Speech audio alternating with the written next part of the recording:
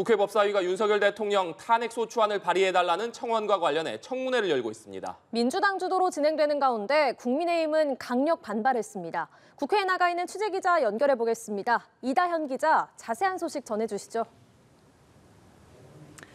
오늘 오전부터 시작된 청문회는 현재는 잠시 정회한 상태입니다. 청문회를 주도한 야당은 해병대원 순직 사건의 수사 외압을 밝히겠다며 증인들을 상대로 질의를 이어가고 있습니다.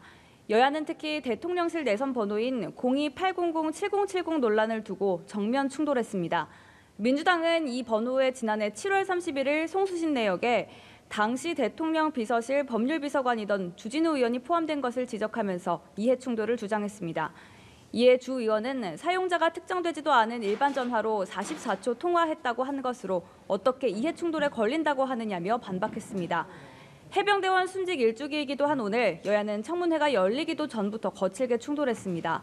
여당 의원들은 탄핵 정치, 꼼수 청문회를 중단하라는 내용의 피켓을 들고 정청래 법사위원장실 앞을 찾아 40여 분간 연좌농성을 벌였는데요. 민주당이 국회 국민동의 청원을 근거로 청문회의 정당성을 주장하는 것과는 정반대로 국민의힘은 탄핵소추안 발의 요청 청원은 법사위가 의결할 사항이 아니라는 등의 이유로 반발했습니다. 정상적으로 진행될 수 없는 위법, 불법, 위헌적 청문회임을 강하게 국민들께 알려주시면 좋겠습니다. 연좌농성이 이어지는 과정에서 여야 간 일부 물리적 충돌이 벌어졌습니다. 이에 정 위원장은 법적 조치까지 검토하겠다고 언급했습니다.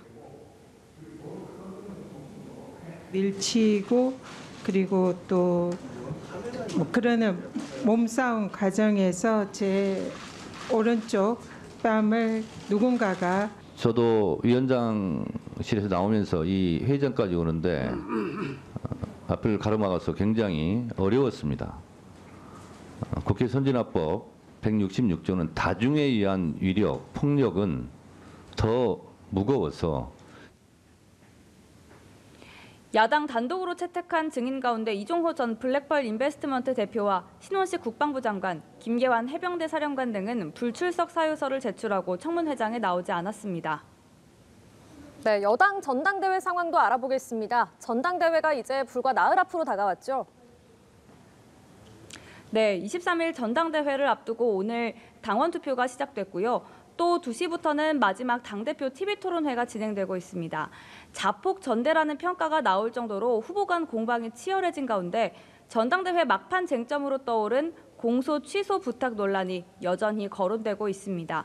한동훈 후보는 이틀 전 방송토론에서 나경원 후보를 겨냥해 과거 자신에게 패스트트랙 공소 취소를 부탁한 적이 있다고 폭로한 바 있는데요. 원희룡 후보는 토론에서 한동훈 후보를 향해 당대표는커녕 당원으로서 동지의식이 없다고 당원들이 분노하고 있다면서 입 리스크가 있다고 지적했습니다. 윤상현 후보 역시 관련 질문에 대해 대통령과 서로 믿는 가운데 허심탄회하게 얘기할 수 있는 조건이 중요하다고 답했습니다. 당내 비판론이 거세게 일자 한 후보가 어제나 사과했지만 파장이 끝나지 않은 모양새입니다. 지금까지 국회에서 전해드렸습니다.